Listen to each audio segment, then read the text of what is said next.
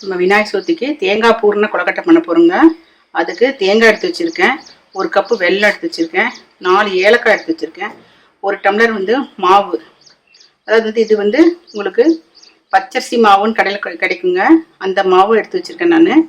இது எண்ணெய் கொஞ்சம் மாவுக்கு பிணையறதுக்கு எண்ணெய் வேணுங்க, அதுக்காக எடுத்து வச்சுருக்கேன். இது எந்த அரிசியாக இருந்தாலும் நம்ம எடுத்துக்கலாங்க. எந்த அரிசி மாவாக இருந்தாலும் பச்சரிசி மாவு கடைகள் அப்படியே நமக்கு கிடைக்கும். அது மாதிரி எடுத்து நம்ம செய்யறதுக்காக எடுத்து வச்சுருக்கேன். பாருங்க, மிக்ஸி ஜார் எடுத்து வச்சுக்கிட்டோம். இப்போ இந்த தேங்காயில் மிக்ஸி ஜாரில் போட்டுக்கலாங்க. போட்டுட்டு எல்லாம் 1-2 அடிச்சுட்டு வரேன். காமிக்கிறேன், இப்படி அடிச்சுட்டதுக்கப்புறம் காமிக்கிறேங்க உங்களுக்கு. பாருங்கள், தேங்காய் அடித்து எடுத்துகிட்டு இந்த மாதிரி கொஞ்சம் நமக்கு திருவண்ண மாதிரி இருக்கும், நைஸாக இருக்குங்க. ரெடி பண்ணிடுங்க. இப்போ அடுப்பு பற்ற வச்சுருக்கேன். இப்போ இந்த 1 கப் வெள்ளத்தை அப்படி நம்ம போட்டுக்கலாம். போட்டுட்டு கொஞ்சமாக தண்ணி விட்டுக்கலாங்க, போதும்.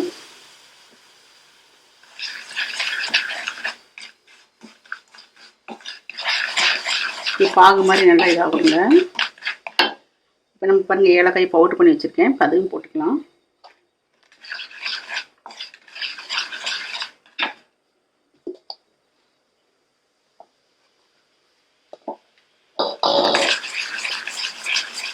தேங்காய் நீங்கள் துருவுனதாக இருந்தால் அந்த 1 கப்பு 1.5 கப் தேங்காய்க்கு எடுத்துக்கலாங்க.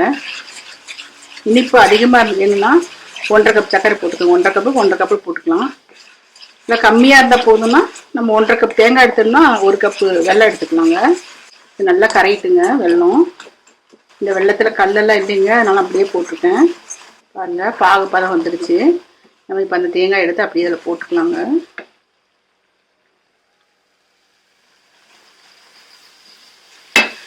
சிம் பண்ணிவிடுங்க அடுப்பு. நல்லா கலந்து விட்டுக்கோங்க. நல்லா ஃப்ரை ஆகணும். இதுலேயே பாருங்க, நல்லா ஃப்ரை ஆயிடுச்சுங்க. இப்போ தேங்காய் பூர்ணம் ரெடி ஆயிடுச்சுங்க.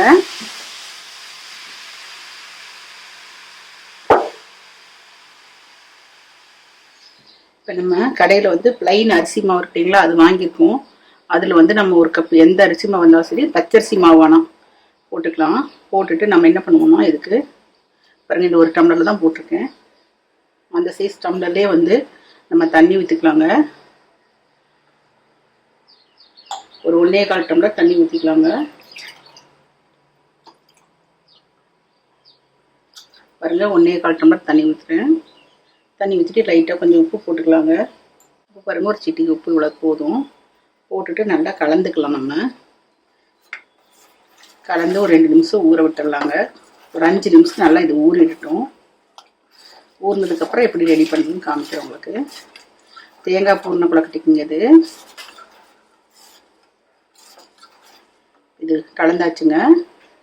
ஒரு 5 நிமிஷம் ஊறட்டும். பாருங்கள், பாத்திரம் வச்சுட்டோம். பாருங்கள், பாத்திரம் வச்சுட்டோம். எண்ணெய் நான் 1 டேபிள் ஸ்பூன் நல்லெண்ணெய் விட்டுருக்குறேங்க.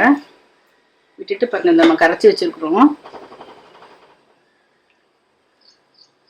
இந்த கரைச்சி வச்ச தண்ணி அப்படியே இந்த மாவை அப்படியே ஊற்றிக்கலாங்க. இதில் லைட்டாக உப்பு போட்டு கரைச்சி வச்சுருக்குறேங்க.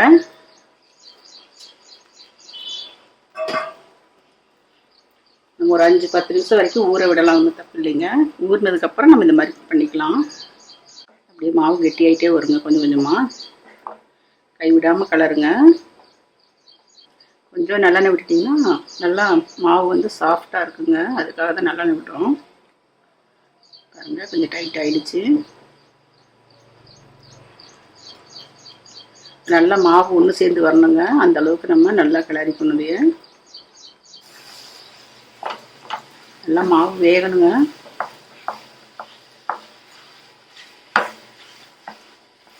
இப்போ நம்ம அடுப்பை சிம் பண்ணிக்கலாம்.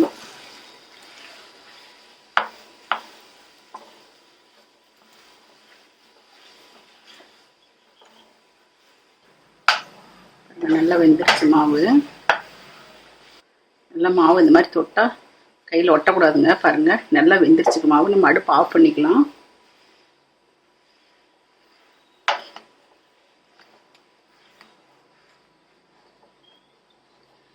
இப்போ நம்ம கொழுக்கட்டை எப்படி பண்ணுறோம்னு காமிக்கிறேங்க.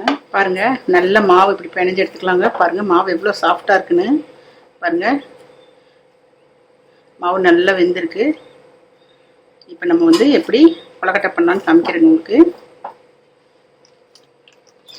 அடுத்து வந்து பாருங்கள், இந்த மாதிரி கிடைக்குது அச்சு. நம்ம அந்த அச்சில் வந்து நல்லெண்ணெய் தடவி இருக்குங்க. தடவிட்டு இப்படி பிடிச்சிக்கோங்க. இதுலேயே வந்து மாவு வந்து ஒரு சின்ன உருண்டை எடுத்துக்கோங்க. இவ்வளோ பெருசு உருண்டை எடுத்துக்கோங்க.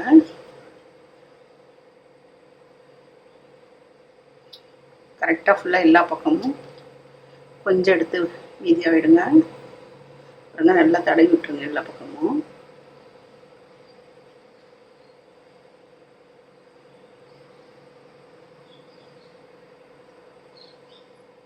வச்சுக்கிட்டு நம்ம இந்த தேங்காய் பூர்ணம் உள்ள வச்சிடலாங்க.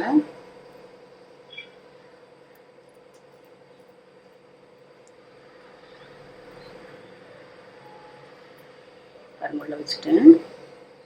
அதுக்கு மேலே இந்த கொஞ்சம் எடுத்த மாவு வந்து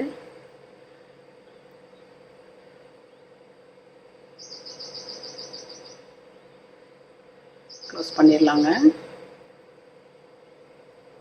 இப்போது இது ஓப்பன் பண்ணிங்கன்னா பாருங்கள், இந்த மாதிரி ஷேப் கிடைக்கும். இப்போ அடுத்தது நமக்கு கையிலே சொப்பு பண்ணுறோம் இல்லைங்களா, அந்த மாதிரி பண்ணி காமிக்கிறேன். பாருங்கள், கரெக்டாக ஒரு உருண்டை மாவு எடுத்துக்கிட்டு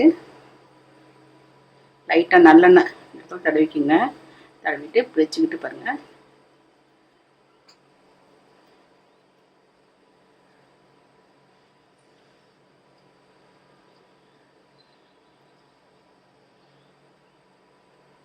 நல்லா இப்படி பண்ணிக்கோங்க.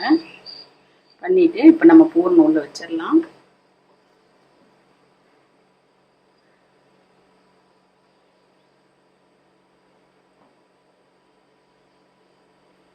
வச்சுட்டு இப்போ மடிச்சு விட்டுடலாங்க. இப்போ பாருங்க,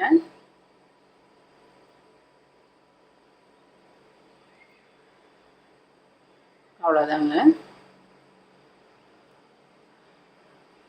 இப்போ இதுவும் இது டைப்பாக பண்ணிக்கலாம். உங்களுக்கு எந்த டைப் வேணுமோ நீங்கள் பண்ணிக்கோங்க. பாருங்கள், ஸ்டீம் வந்துருச்சு நமக்கு. இப்போ நம்ம வந்து வச்சிடலாங்க.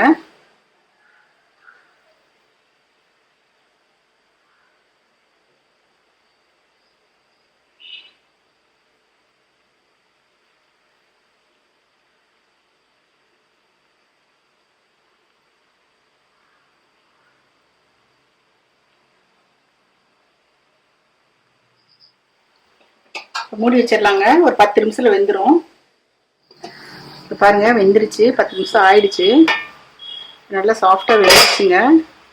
இப்போ பாருங்கள், ரொம்ப மாவு சாஃப்டாக இருக்குது. இப்போ நம்ம ஆஃப் பண்ணிடலாம். கொஞ்சம் நேரம் கழித்து எடுத்துக்கலாம். கொஞ்சம் ஆறுனதுக்கப்புறம் தாங்க எடுக்க முடியுது.